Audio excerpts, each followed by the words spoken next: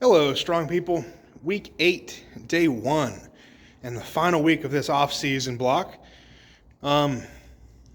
It's leg day.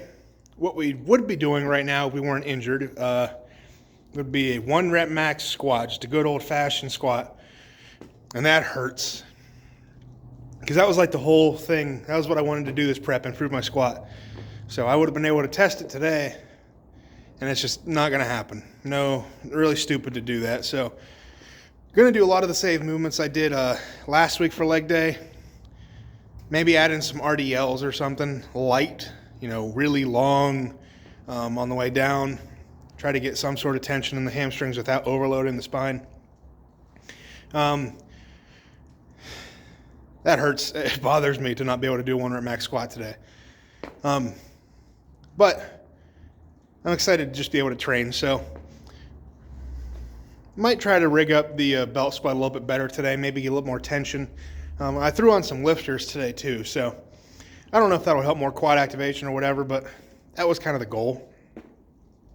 I might even wear them for hamstrings to kind of put me at a little bit more of a deficit. Ooh, maybe deficit hamstring or deficit RDLs. Maybe. What else was I going to say? Oh, yeah, I'll just give an update on my back quick then, so I'm not complaining about it too much. Range of motion is better. I don't have like those sharp pains all the time, in certain movements, but there's something still not right. I know for a fact it feels different than it should. And what I mean by that is like when I flex my lower back, that's when my body is like, don't stop that. It's like, why are you doing that? Like right there, that's causing pain. I know you can't see me flexing my low back, but it hurts when I do. So I don't know what that means. I don't know what that means at all. I can flex my glutes, I can flex back, but the low back specifically in that area, no go. And that part hasn't really improved at all. So I don't know what that means exactly. Probably means something's not good, but I don't really know what to think. Range of motion and stuff, that's all better because inflammation's gone down after taking those anti-inflammatory meds, whatever it was my doctor prescribed. So that's a win there, but as far as like usability, I'd still say it's almost a no-go.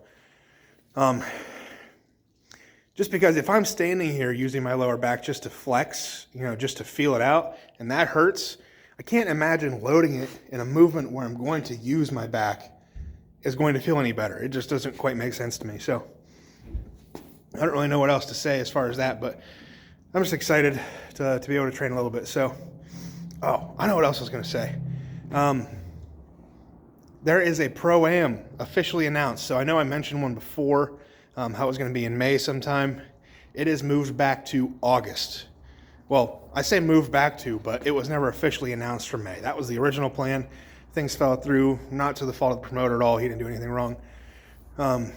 But it is now August 23rd, I believe, at the Hookstown Fair. So I'm so excited for this. I'm more excited now that it's in August because it gives me time to heal up, be ready for it. If it was in May, I probably would have pushed too soon to get myself ready and probably re-injured myself, or injured myself further, I should say. So I'm okay with it being August. Events are max log press, so I finally get to do a max log in a competition. This will be, my 14th show, 15th show, something like that. Never once have I done a max log in a show. Done max axle a couple times, log for reps, log ladders, never log for max. So finally get to do that. This is all if everything goes well healing wise. I'm still too young in the sport to really, do anything really stupid and hurt myself for, the foreseeable future. So I'm going to get that sorted out first before I do anything. So, then a car deadlift for reps. Never done a car deadlift in a show either. I did one years ago, like when I first really messed around with strongman training. So I'm excited to actually do a real one in the show. I hope it's right, because they're tough to get correct, because you're using just a truck, of course. So, it's going to depend on the make, model, truck, how many people you put in the back, where they're sitting in the back. And you don't want it to be too heavy, because then, you get like 3 reps and it's done. 10 people, 0. Or if, it's too light, then you got people doing 15, 20 reps, and you don't want that either. So they're tough to get right. I've seen them done wrong a lot. So I hope that goes well, and I trust it will, because now that it's in August, I'll have a lot more time to be tested. So there's that. I'm going to get the order of events wrong. I think this one's sandbag toss is next. So standard sandbag toss, 40, 45, 50, 55, 60 to 15 feet. So not my favorite event, but better at it now, more confident going into it. So, and then a max distance sandbag carry, 350 pound sandbag, as far as you can, take it. A little bit more excited after, doing the OSG regional, where I won the Husafell with like 150 feet and stopped. That was 400 pounds, but it's different than a sandbag. A sandbag is a lot bigger, a lot more awkward, I think, depending on how you carry it. So not really sure about that event, but fairly confident for it. Event 5, final event, is a Rogue power pin hold. So you've seen power pin on my channel before. It's that little thing right there. So all we're going to do, load it up with weight. I think it's 500 pounds set right now, and just hold it as long as you can. It's kind of like the wrecking ball hold, really. It's just going to be a pain thing. So not looking forward to training that, but it is what it is. So all in all, pretty easy events to train for, which also helps. Some shows do like a 5-6 implement medley, and it's just a nightmare to set up, especially when you train alone. But that's what I signed up for, so that's not even a big complaint. It doesn't even matter for this show. So, all right. Anything else? I think I've talked enough. Let's just actually do some work and get a leg pump going and see what happens. In case you're wondering, I'm deathly afraid of this snapping on me, because if it does, I think I'm going to be injured more than I already am.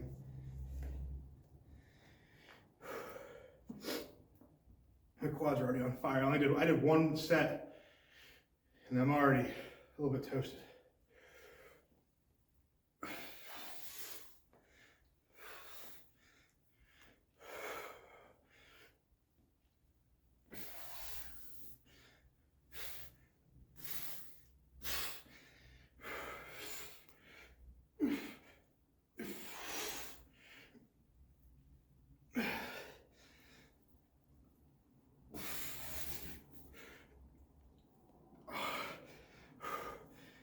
Come on.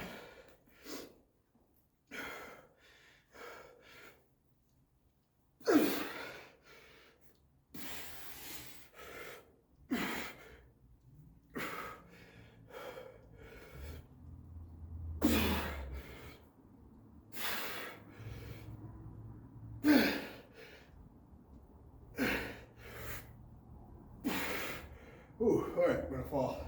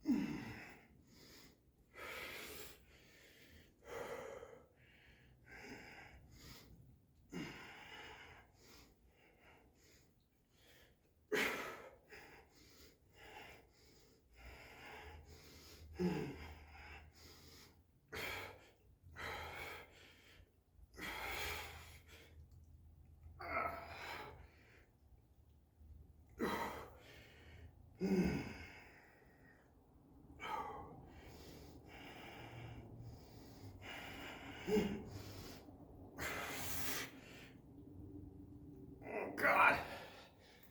You're gonna fall. All right, so adding the extra plate and throwing on the squat shoes, that was a big difference. My legs hurt. That just shows you how bad my endurance in my legs are. because like you see people, the craziest squat set in history, in my opinion, is Lucas Hatton's 20 reps at 600 pounds. That's just absurd. So to be able to do that, that shows insane leg endurance. And here I am struggling with a band. Just, I don't know. Kind of puts things into perspective how bad my endurance is in my legs. I'm not a very good endurance lifter in general. It seems like my everything burns out really quick. So something I can work on for sure. Work the more high rep end of things while I'm not, in comp prep or, while I'm rehabbing. So that's the best way to heal things, in my opinion. Well, not the best way, but, working high rep sets, forcing as much blood into the muscle as you can. I think it helps heal things up a little bit. So I don't know if there's science behind that or whatever. But in general, I mean, rehabilitation work is kind of about that. Gaining back mobility, working the muscle, working the bone, working the tendon, whatever. So maybe I'm onto something. I don't really know what I'm talking about. So I'm deciding if I want to do quad extensions or hamstring or RDLs right now.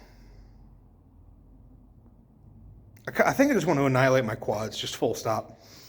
I also want to do some sprints on my my bike over there. So I'm going to do that at the end of the workout, obviously. Pro tip.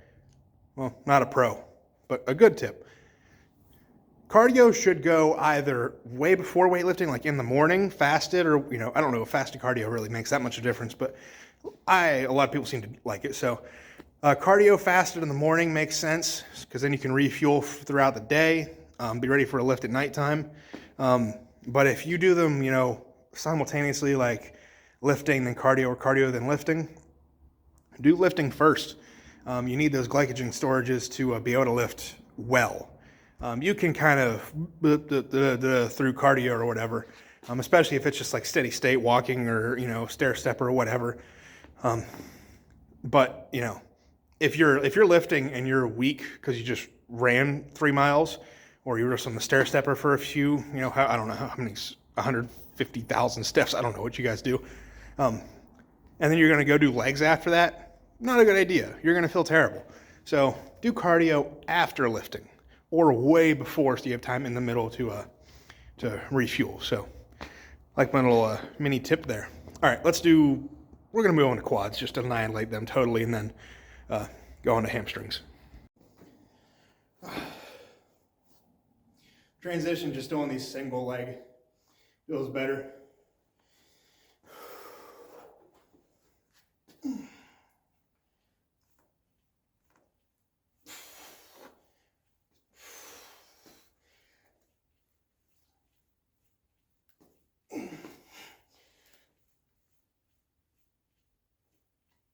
Oh, God.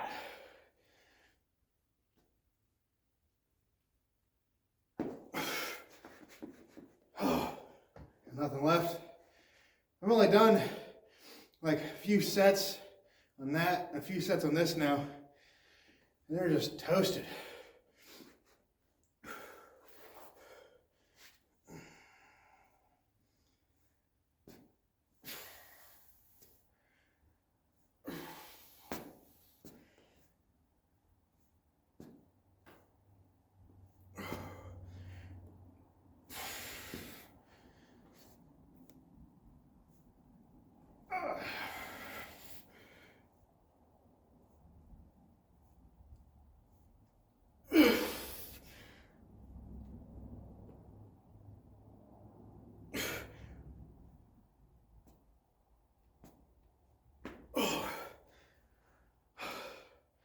Okay, quads are done.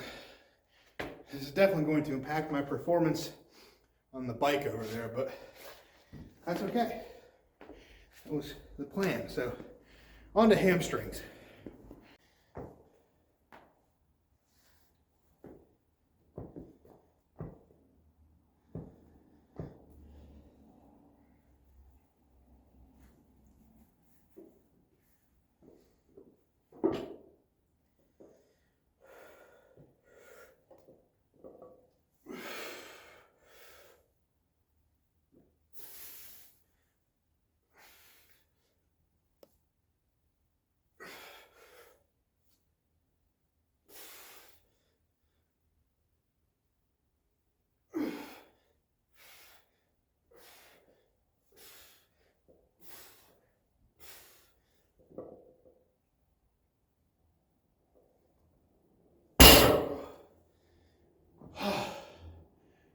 God, my hamstrings are definitely a lot stronger than my quads. Muscular endurance is just much better on them. I think that comes with the territory in strongman a little bit. I don't want to say across the board, but I would say that strongmen have stronger hamstrings than quads on average,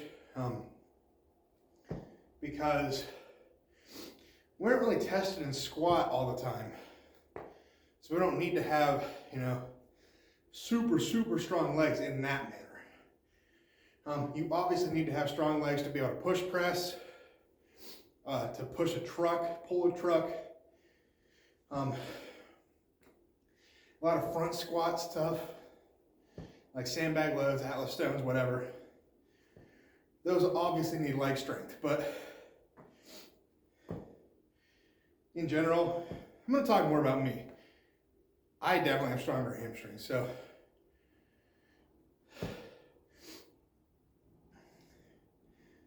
kind of tired. But the hamstrings thing, I definitely, more so as I've gotten into higher competitions, I think I've become more accustomed to using hamstring rather than quads.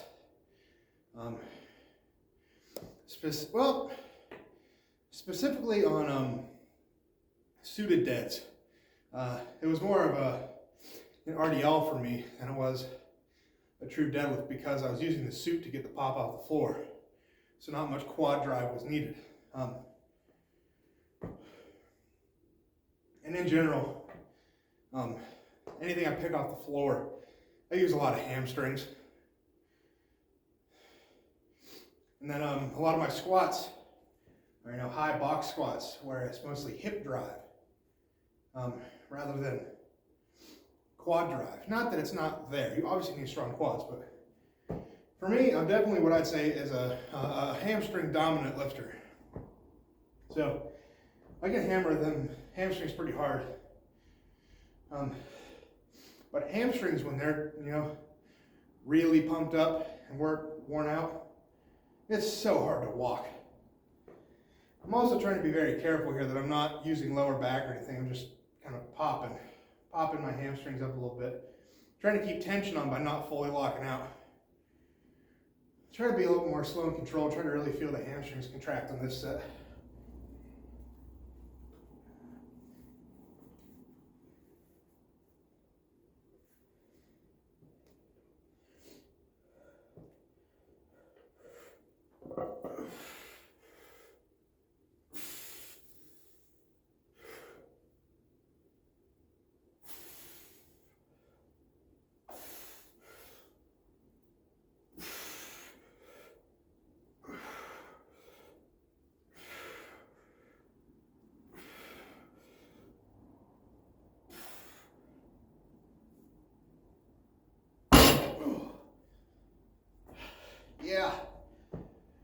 Yeah, that's good.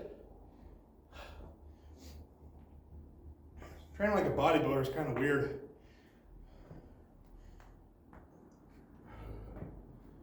Ooh. Trying to think, I'll probably do the same hamstring curls I did before too, to finish off. They work.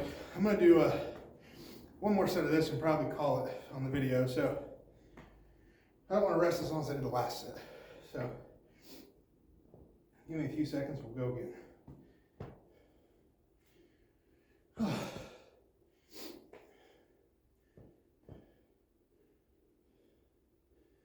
I guess, maybe I'll talk about this at the end. It doesn't apply to a lot of people what I want to talk about. It's like USS Strongman, well, United States Strongman Federation versus Strongman Corporation Federation. The two most popular federations in strongman. So, well, in like US Strongman, I'd say. It's not like, they have like Strongman Corp Canada, but in general. I'll do this set and talk.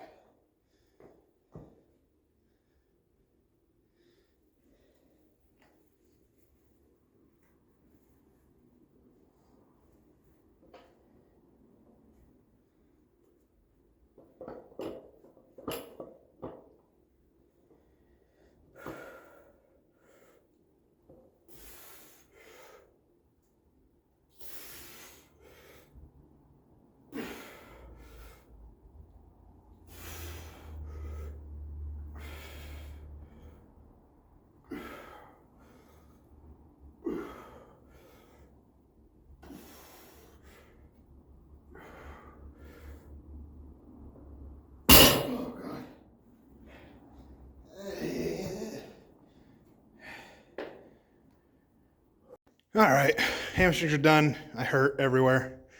I'm gonna do some sprints on the bike. Fun. Anyway, what I was mentioning before, Strongman Corp and USS. So if you're unfamiliar, in the US, there's two major federations. One is United States Strongman, and one is Strongman Corp, Strongman Corporation. So I'm trying to think where to start with them, because I don't want this to go too long if you don't care. But Strongman Corporation, a pro card in that, well, let's not worry about pro cards. Let's worry about just general population here. So Strongman Corporation, they have standard shows, local shows. They have the regionals. They have nationals. They also have the Arnold Pro-Am. They have America's Strongest Man, America's Strongest Firefighter too, but that's a whole separate thing. So, generally speaking, if you're top 3 in an open class, or no, if you win, it depends more so on participants, how many there are. But for sure, if you win an amateur show, you qualify for nationals. If you are podium at a regional, or more, if there's more people, just depends, up to 5 spots, you get an invite to nationals there. If you win at a regional, you go to the Arnold Pro-Am. If you go to nationals and you're like top 10, or I'll call it top 10 because technically it's like a percentage from the top, you go to the Arnold Pro-Am. If you are top 3, I believe it's top 3, you get your pro card. And with a pro card, you get to go to any and all pro-ams for Strongman Corp free of charge. You get to go to America's Strongest Man every year. You get to go to the Arnold Pro-Am every year now. And America's Strongest Man has like a $20,000 payout or something for the heavies. And you get a direct invite to Giants Live there. I'm pretty sure about that one. And then the Arnold Amateur, I keep calling it that. They just changed it to the Pro-Am. So the Pro-Am has a direct invite to the Arnold Pro, the actual Arnold, like with Mitchell Hooper, Thor, all those guys. So those are obviously big incentives to compete in Strongman Corporation. Plus the Pro-Ams at Strongman Corp are minimum, these are minimum, $1,500 for the winner, $1,000 for second, $500 for third. So in a nutshell, that's Strongman Corporation. In USS, they do have Pro-Ams, but the minimum payout for the winner, that's like $500. I'm assuming maybe second and third get some money, but I know for sure first place is $500, I think, at a minimum.